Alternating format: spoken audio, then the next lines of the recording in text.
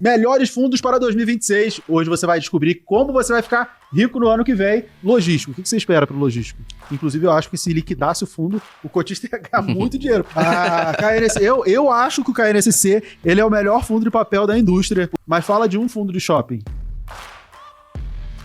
E um fundo que está um pouco para trás é o JSRE, que é um fundo que tem, né, a maior parte de investimento no próprio Rocha Verai. Recomendei várias vezes já. já. Acabou e já tem uma valorização, mas ainda tem muito espaço para crescer. Se a gente olhar o valor patrimonial, isso é uma coisa que eu sempre falei, e eu recomendei o JSRE algumas vezes, e o pessoal, mas o fundo não anda assim. Ele está muito barato em relação ao valor patrimonial, porque tem um desconto grande. Inclusive, eu acho que se liquidasse o fundo, o cotista ia ganhar muito dinheiro, porque ia vender os prédios e o valor de venda ia ser muito superior ao valor da cota. Só que ele não tem um espaço tão grande para o aumento do dividendo, por isso que ele não explode crescer. Só que essa correção do juro futuro aí tende a fazer ele valorizar. E agora essa questão das revisões contratuais, porque uma coisa é a revisão contratual acontecer no cenário de baixa de aluguel, e aí não adianta de nada. Mas agora a gente tem uma perspectiva de melhora. No cenário de baixa, o gestor está mais preocupado em manter o inquilino do que aumentar preço. E aí o poder de barganha é do inquilino, porque ele vai jogar e falar, beleza, se você não quer aqui, eu vou no parque da cidade, eu vou em outro, e acabou. Então eu acho que o JSRE pode ser uma boa opção pro... Claro, você tem outras. Sim, tem várias, né? Porque eu falei, só fala de um, não fala só o nome. Mas é um fundo que eu gosto, também acho interessante, tem um portfólio. É o melhor portfólio? Eu acho que não é o melhor portfólio dos fundos de Lajes. Mas porque a localização é muito importante, ele não tem tanta... Ele tá lá, Paulista, ele tá mais secundário, mas eu acho que são localizações bem interessantes. E acho que se quiser citar outro, quer citar outro? Não, um de cada, porque a gente tem que falar... Aí, beleza, falamos de Lajes, você tava falando de shopping, e essa expectativa, corte de juros, shopping, circulação, subiu... Mas fala de um fundo de shopping. Um que optou por não se alavancar de forma abrupta e que está com um ganho de operacional muito interessante, que eu acho que é o HGBS, que é uma excelente opção. Mas HGBS, eles fizeram o split, mas, cara, se o split fosse um pouquinho maior, ele virava base 10, que ele virou base 20. Se ele virasse base 10, ele entrava na carteira de R$50. Pois é. Eu fiquei torcendo, mas falei, cara, bateu na trave, porque... A carteira pública de R$50 que a gente tem, não dá para botar um fundo que é 20, que ele já... Não dá, que ele já ocupa metade da carteira. Mas eu tenho e gosto do fundo. E o split foi bom porque ele era quase R$200 a cota, né? Aí também destoava, né? Destoava. No rebalanceamento também, para quem tem, sei lá, 5, 10 mil investido, fica difícil fazer rebalanceamento. Então, eu acho que é muito... salutar para os fundos, e já foi comprovado, a Canuma fez um excelente estudo de que a liquidez dos fundos melhoram quando ele viram base 10, base 20, então isso não tem discussão. Mas aí não precisava nem fazer estudo, porque eu falo para todo mundo, por que todo mundo insiste no MXRF? Por que ele tem 1 milhão de cotistas? Porque ele foi o primeiro base 10.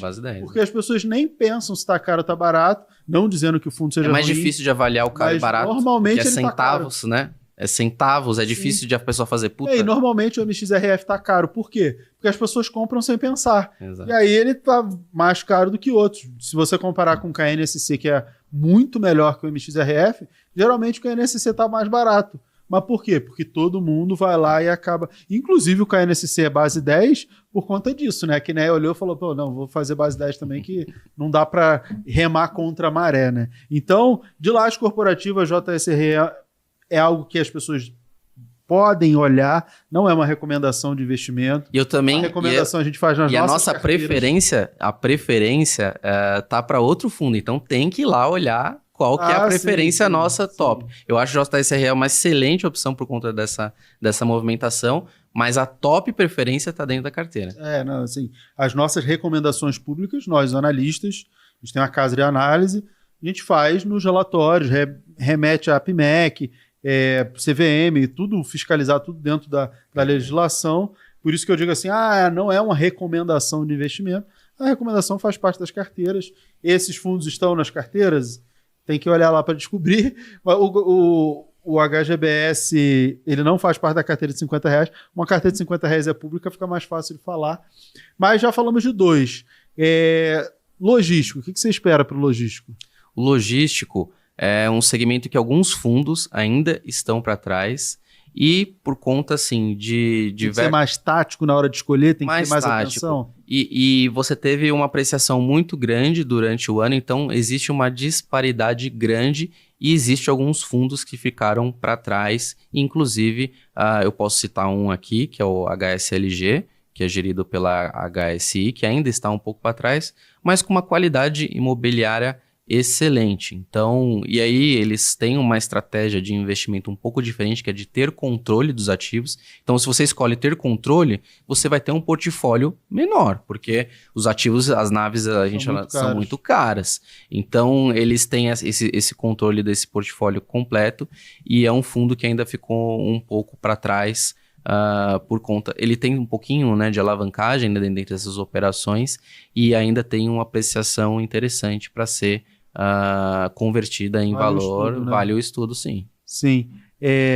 A HSE não foi comprada pela Pátria? Ainda não. Ainda não, né? Ainda sobreviveu. A Pátria tá comprando todo mundo, né? Nossa. E aí... Vamos ver se sobra alguma coisa pra gente recomendar. Vai sobrar só a Quineia.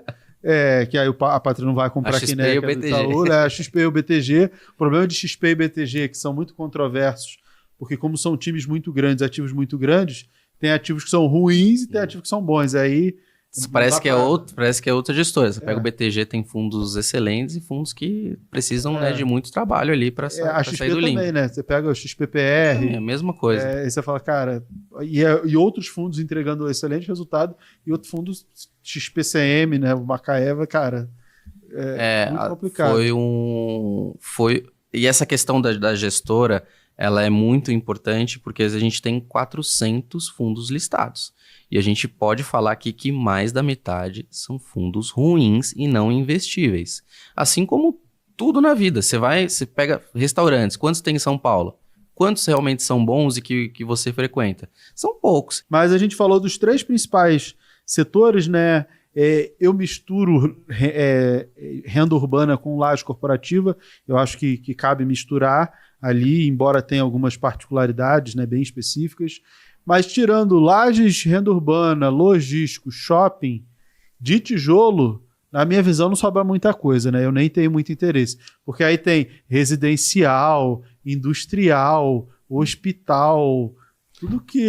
multi-estratégia que tem multifamily, por exemplo, que é um segmento que tá um pouco para trás porque não tem tanto volume, mas assim, tem um espaço que dentro de uma cápsula de fundo imobiliário, algumas operações a gente está vendo que está funcionando. Vamos ver se isso vai ganhar alguma escala, mas assim, isso é para os próximos 5, 10 anos, assim, para crescer esse segmento. Eu acho um pouco complicado isso que foge de laje, logístico, shopping, porque você acaba começando a fazer as apostas, né? E o mercado de fundo imobiliário ele é um mercado que, mais trivial, em teoria, deveria ser mais conservador, mais tranquilo, e todas essas apostas acabam traumatizando o pequeno investidor, né? Ele está pensando em bota o dinheiro lá, recebe o dividendo todo mês, não esquenta muita cabeça, e isso acaba prejudicando. Por isso que eu evito, eu nunca recomendo nada desses outros setores, porque eu acho que o básico bem feito já é suficiente. Vamos falar de papel, da papelada. E aí a papelada é mais fácil, né? Porque você separa CDI, o que é voltado mais a CDI, e o que é voltado para IPCA, IGPM não tem quase nada, e CDI também não tem quase nada. Tinha um SAD 11 e acabou, sobrou KNCR, o VGIR, o KN o quê? Um pouco, e aí assim... Aí o resto é misturado, né? Misturado. Quando a gente olha fundo de papel, aí eu vou para qualidade, e eu acho que mesmo ele não tendo tanto desconto, o KNSC é um melhor fundo de papel para estar posicionado. KNSC, eu acho que o KNSC ele é o melhor fundo de papel da indústria. Por quê? Por quê? Porque é da Quineia, começa por aí. Mistura os dois indexadores. É 50-50, pronto. E ele mistura os dois indexadores. Então, evita de ficar correndo. Não à toa tá na nossa carteira de R$50. Perfeito. E então acho que esse é e assim, base 10 também é um excelente produto e é disponível para investidores em geral, porque um outro produto que eu gosto muito é o KNP, tenho na minha carteira, mas aí não é todo mundo que pode investir, o KNHY também, excelente produto. Então o KNSCE para o varejo é um excelente produto que tem uma carteira muito diversificada, tem aqui como gestora. Se você comprasse o KNP, que é IPCA, com o KNCR, que é CDI, ou o KNHY, que é o high yield. Meio de tudo ali dentro, e com a gestão que já está mais do que provada. Então, que para mim, hoje, a Quiné é a melhor gestora de todas. Por quê? Porque você tinha a Red em Grifo, que foi comprado pela Pátria. A Pátria é ruim? Não. Mas eles têm que mostrar o trabalho, né? Aconteceu algumas mudanças importantes, que é a saída do Margato e do Augusto, que a gente vai precisar observar. Mas assim, por exemplo, a HGLG, para dar errado aquilo lá, tem que fazer muita força, durante muito tempo. Eles têm que errar durante muitos anos para conseguir destruir um HGLG. Porque já é um transatlântico, né? Ele já está navegando, né, a velocidade de cruzeiro, inclusive. E vem com o pessoal ficar me perguntando do IRDM. A gestora fez um movimento que eu achei péssimo, inclusive vai juntar e tudo, vou vender todas as minhas cotas no começo do ano que vem, só que é um fundo muito grande, bilionário. Então a gestora também não vai destruir o fundo, não é assim. Eu não gostei do movimento, mas não é que o fundo vai acabar. Mas agora vai destravar, ele vai conseguir destravar as operações que foram erradas, né, que assumidamente pelo gestor, que foram não assertivas, e eles vão destravar valor. Então, tem potencial de valorização. Tem potencial de valorização do fundo que está muito descontado. Isso que eu falei para todo mundo, eu não gostei do que a gestora fez, mas eu também não sou burro de vender barato, né? Eu vou esperar valorizar e aí eu vendo. E assim, se a pessoa não está contando muito com aquela compensação do prejuízo, então bola que segue.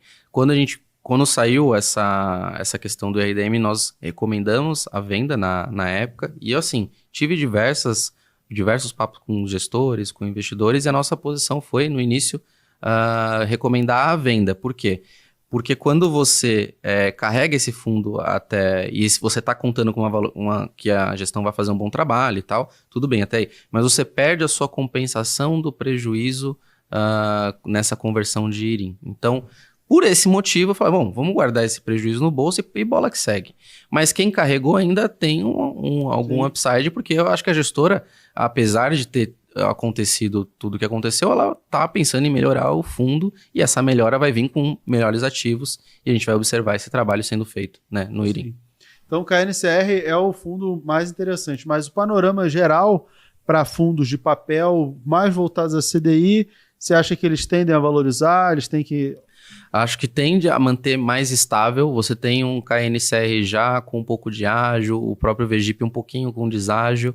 Então, mas assim, não tem muita margem, porque são carteiras CDI entre mais meio e 1,5. Então, vai receber o que for a Selic média ali, que a cada 45 dias vai ter essa queda. Esses dividendos que estão sendo pagos agora, provavelmente não vão ser os mesmos dividendos que vão ser pagos no ano que vem, vão ser menores, mas ainda alto, né? Sim. Porque a gente vai ter uma Selic ainda alta. E aí a gente tem o efeito do corte da Selic, ele gera o efeito de percepção de valor do pequeno investidor, que ele fala assim, a renda fixa está pagando menos, então eu aceito receber menos na renda variável. Perfeito. E para ele está tudo bem receber um dividendo um pouco menor.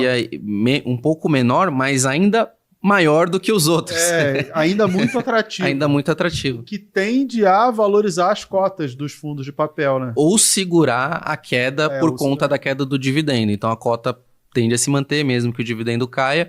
E aí no final do ano a gente pode ter uma valorização assim, talvez nula das cotas, mas uma apreciação ali de dividendos entre 13%, 12,5%. Você que você tem que tirar a taxa de administração ali, deve ficar entre 12,5%, 13,5% no máximo. Então, que ainda é uma valorização frente a uma taxa de juros menor. Que isenta de imposto de renda. Isenta de R, líquida todos os meses no seu bolso.